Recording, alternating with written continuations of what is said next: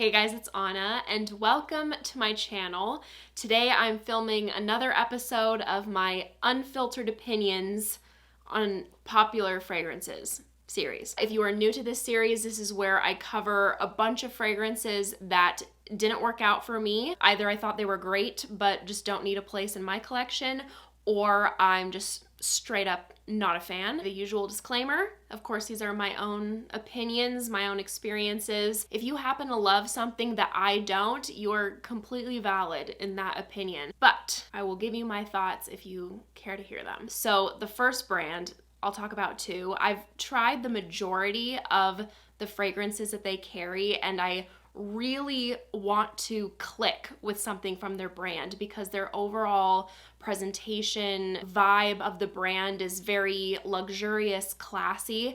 I just haven't found something that's clicked with me yet, but I keep on revisiting them to see if maybe at some point something will. But Mizensir, For Your Love, have yet to feel the love. I hear this all the time. I hear people comparing this to Baccarat Rouge 540. I personally can't smell like any kind of resemblance other than the fact that they both have like an airy sweetness, but even to me, the airy sweetness is done differently. I like it. It's cute, fluffy, but my problem is like it comes across like a bit artificial to me, and then it's got musk, ambergris. I just wish it came off more complex. I feel like other people who happen to love this perfume get this kind of addictive quality to it, but I like it, but kind of like this artificial quality that I happen to pick up makes it not a love for me. And then the other one from the house, Ambre Magique, I unfortunately just couldn't stand. I love the note of ambergris, but it can either be so sexy and give you this your skin but better quality, or it can go into the like piercing, headache inducing direction or come across like too salty or animalic. In this blend, for me, I'm getting the piercing quality from it, where it comes across fizzing, sour, like gives me a really bad headache. And then I also get rose and orange blossom being a note that I loathe. It's just like sickly to me. So yeah, that one was a immediate no for me. I had a very similar issue with Matiere Premier's Crystal Saffron. Saffron being one of my favorite notes, but in here, this is like the sharpest interpretation that I have experienced when it comes to saffron. Piercing is an understatement. Saffron, musk, and Broxin bomb. Like the fragrances from this house are very strong, so obviously it would be best if you love them. To me, it's just pretty straightforward and extremely sharp, unfortunately. And then their newest one, Vanilla Powder. Guys, this is why it's so important to sample first, because even if every single note in a breakdown of a perfume is something that you love, you don't know how they executed those notes until you try it for yourself. So this is a perfume where I adore every single note listed, but Vanilla Powder to me smells like an actual sack of slightly sweetened coconut flakes, you know, that you can pick up from the grocery store, where they have this kind of like sticky, tacky, almost like slightly wet feeling to them. Like it starts out smelling dry and then transitions to literally smelling like that to me, which doesn't smell bad. It's all right, but like as a perfume, I just don't want to be smelling like a sack of coconuts. And despite the name being Vanilla Powder, I get coconut the most prominently, secondary vanilla, then musk. I barely get the Palo Santo. I get just a hint of that in the opening, which is like contributing to that bit of a dry experience when I first spray it on. It's okay. It doesn't smell bad. It's just not like what I personally want to smell like. Then from Lush, one of their popular fragrances, Lord of Misrule. I think it's quite good. There's patchouli, vanilla, and black pepper listed.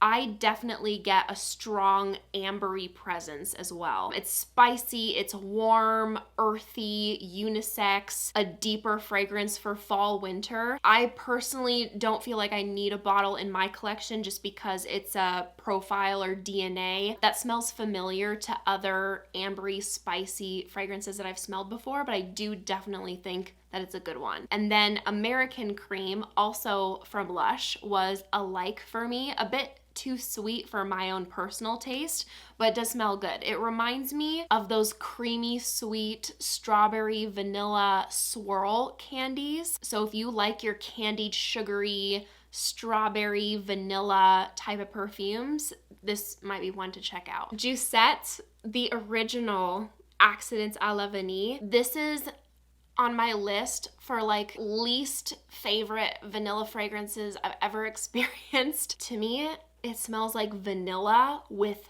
hella butter, like butter overload. I smell like I got a pound of butter rubbed up on me, like nutty caramel popcorn and vanilla, just like that on 10. Which is some people's dream. I know there's so many of you who love like the really foodie gourmands. I can't do it. Next one, Indult Manakara. This one is very good. It's super addicting and sweet. It quite literally, to me, smells like a lychee sugar-coated gummy with an essence of rose, like infused. That's it. Like, it's not a complex perfume. So it's a really good perfume for people who like something ultra girly, fruity, sweet. It just happens to not line up with my personality, like the scents that feel like my style, but yes, it does indeed smell very good. Goldfield and Banks Sunset Hour is a very likable perfume. I think that this would be overall like a pretty dang safe blind buy. I would also mistake this to be a designer perfume if I was smelling this blindly. And that's not a knock on how it smells. I do like how it smells. I just think it's something to factor in, consider when you're paying more for these niche fragrances. This is mainly peach, raspberry, and pear. It's super juicy, lightly sugared. I get the overall cashmere quality to it. It's soft and smooth. You get some vanilla. It smells like a virgin fruity cocktail. It's very cheerful, girly, has this young, playful energy to it. I don't need a bottle because it didn't like wow me, but it does smell good. I did enjoy it. The next fragrance is a designer perfume, and don't get me wrong, I have many designer perfumes that I love and appreciate, but I'm not a fan of when designer perfumes just kind of blend into the overall mass of very familiar designer DNA territory, where it smells like so many of these fragrances are just slight tweaks and variations of things on the market, and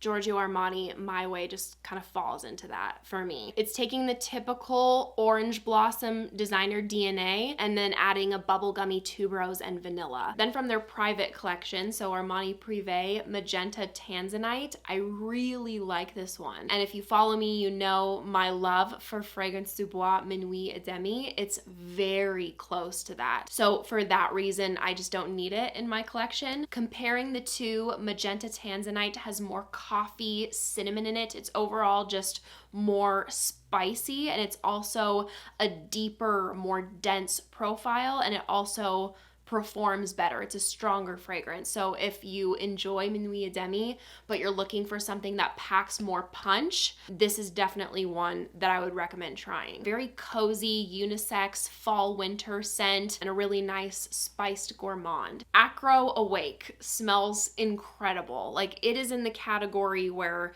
you don't get more gourmand than this. It literally smells like those Copico, if that's how you pronounce it, cappuccino candies. So it smells amazing. I just don't want to smell like that direct translation. It's definitely one for the coffee lovers who are looking for something rich and sweet. From Electimuss, their new one, Vanilla Edesia. I've been seeing this one going around.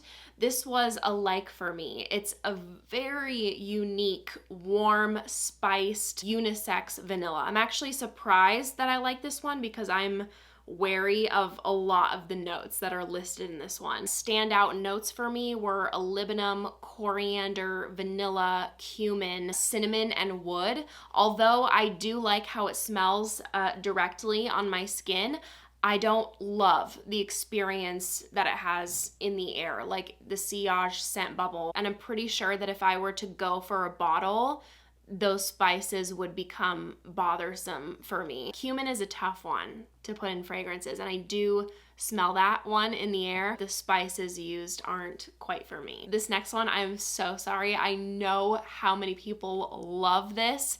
Diptyque Fleur de Peau. I wish I understood and I got what you guys get for those of you who love this. I just don't understand the hype with this one. I find it very boring. It just translates to lightly perfumey, powdery paper to me. Aldehydes, iris, and musk. I'm so sorry. It fell flat for me. And then another one from Diptyque, which is also very loved, Tam Dao. I tried the EDT, if you're curious. It smells good, don't get me wrong. It's a very realistic, natural, woody scent. You get dry sandalwood, cedar, rosemary, cypress, and some spices. I just wanted something more interesting going on. It was too linear for me. I wanted like a smidge of something in there, like maybe vanilla, I don't know. Something to make more going on. So the scent smells nice. I mean, I love, the natural smell of wood, but for a fragrance, I want to be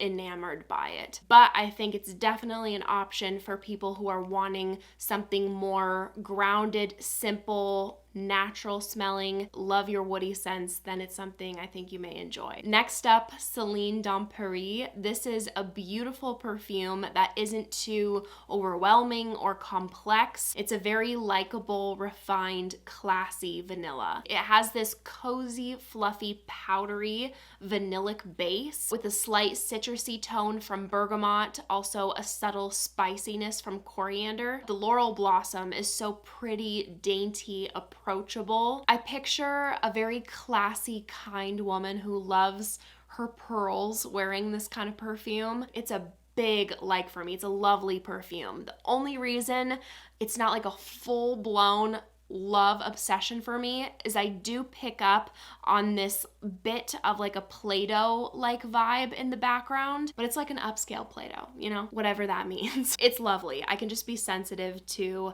like a vanillic powdery Play-Doh like accord in fragrances. And then the last one I'll go over for today is from Nest. Nest Indigo was actually one of the first fragrances that I wore. I actually started out really getting into fragrances through Scentbird, and I chose Indigo a couple times as my scent of the month. So I had a couple travel sprays and I just loved it. Like, I felt so cool wearing that perfume. So I definitely think this is a good one and a standout from their line. It's woody, citrusy. You get this fresh green tea and a little bit of this natural sweetness coming in from the fig. Tea scents just happen to not really be my thing, although I think the note smells great. And if you're familiar with it, Dear Polly by Wilhelm, Indigo smells like a sister to Dear Polly, but Dear Polly has more of a sparkling presence to it, and then you have that green apple. But I think if you enjoy one, you'll like the other. Definitely a good perfume. If you like your tea fragrances, this is a lovely, unique spin on that. So I discovered so many other scent profiles that I enjoy more since then, but I have great memories with that perfume, and it is a good one. So that wraps up my reviews for today. Thank you guys so much for watching. If you enjoyed, make sure to give this video a big thumbs up and make sure to subscribe down below if you haven't already. If you want to see me in any more videos, I'd appreciate it so, so much. I hope you guys are having a great day, and I hope to see you in my next video. Bye!